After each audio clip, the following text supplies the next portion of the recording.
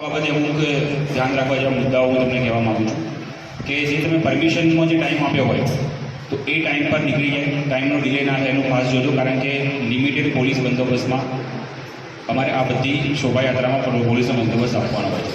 તો તમે 3 વાગ્યાનો ટાઈમ આપીને 5 વાગે કાઢશો તો પછી બધી વસ્તુ ડિલે થઈ જશે. પછી એવું પણ બને કે તમને ખબર છે પાણીગેટવાડીનો વિસ્તાર છે, માંડવી ચાર રસ્તાવાળો વિસ્તાર છે, એ બહુ કન્જેસ્ટેડ છે. 2 શોભાયાત્રાઓ સામસામે આવી જાય તો ટ્રાફિકનો ઇસ્યુ થઈ શકે એમ છે. અને ડીજેની જો પરમિશન તમે નથી માંગી તો ડીજે પછી તમારે લાવવાનું નથી રહેતું. અને જો પરમિશન નથી માંગી અને પછી પાછળથી લાવશો તો ડીજેને અમે આગળ વધવા નહીં દઈએ, પછી એ વખતે કોઈ ખોટી માથાકૂટમાં ઉતરશે નહીં આપણે. અને ડીજે લઈને નીકળો એટલે એવું નહીં કે પછી કોઈ મૂવીઝના ગીતો અને પછી આડાવડા કોઈ બીજા ધર્મની લાગણી દુભાઈવા ગીતો ચાલુ થઈ જાય. જે તહેવાર છે એ તહેવાર સ્પેસિફિક ગીતો વાગવા જોઈએ.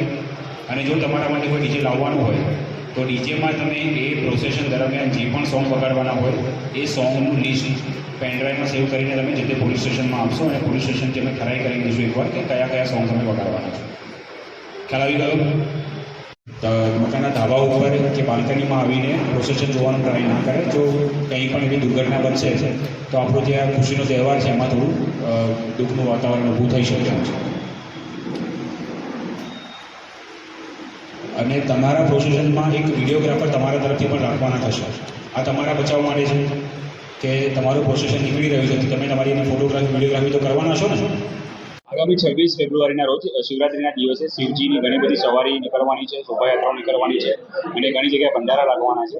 તે નિમિત્તે તમામ આયોજકો, આજુબાજુના શહેરી જે રહેવાસીઓ છે તે અને પ્રતિષ્ઠિત લોકોને બોલાવવામાં આવ્યા હતા અને તેમની સાથે શાંતિ સમિતિની મિટિંગ રાખવામાં આવી હતી, જેમાં તમામ પોલીસ સ્ટેશનના થાણા અધિકારી, એસીપી સાહેબ અને મારી ઉપસ્થિતિમાં આ મિટિંગનું આયોજન કરવામાં આવ્યું છે. જેમાં સૌને પોલીસના જે કાયદાઓ છે તે બાબતે અને જાહેરનામા જે છે તે બાબતે જાણ કરવામાં આવી હતી અને પોલીસના લાઇઝનિંગમાં રહીને જે પણ પરમિશન આપવામાં આવી છે તે પરમિશનને બંધનમાં રહીને સમય મર્યાદામાં શોભાયાત્રા નીકળી જાય, સમય મર્યાદામાં શોભાયાત્રાની પૂર્ણાહુતિ થાય અને કોઈ પણ વધારે પડતી ભીડ ભેગી ન થાય, કોઈ જાનહાનિ ન થાય અને કાયદો અને વ્યવસ્થા જળવાઈ રહે તે હેતુથી આ મિટિંગ રાખવામાં આવે છે. સર, કયા પ્રકારનો બંદોબસ્ત રહેશે?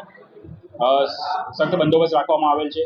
રેગ્યુલર ફૂડ પેટ્રોલિંગ પણ આ અનુસંધાને છેલ્લા 2-3 દિવસથી કરવામાં આવે છે અને વ્યવસ્થિત બંદોબસ્તની ફાળવણી કરવામાં આવી છે અને યોગ્ય બંદોબસ્ત કરવામાં આવશે. તથા બંદોબસ્તમાં તમામ એસઆરબીના જવાનો, પોલીસ જવાનો લાઠી આઈડી સાથે તથા બોડી વોર્ન કેમેરા સાથે ઉપસ્થિત રહેશે.